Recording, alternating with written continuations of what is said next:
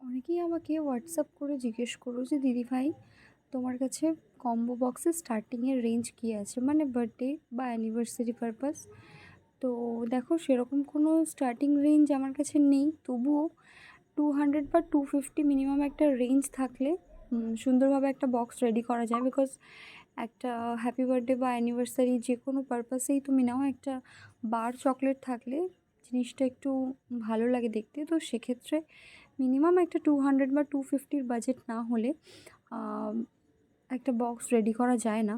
তারপরেও যদি তোমাদের কোনো প্রবলেম থাকে, মানে বাজেটের ইস্যু থাকে, সেক্ষেত্রে তোমরা স্মল যে চকলেট আছে, মিক্স চকলেট বক্স নিয়ে তার থেকেও কম রেঞ্জে তোমরা বক্স রেডি করতে পারো। তো এটা একটা আমার হাওড়া থেকে এক দিদিভাই আমাকে অর্ডার করেছিলেন ওনার হাজব্যান্ডের বার্থডে উপলক্ষে।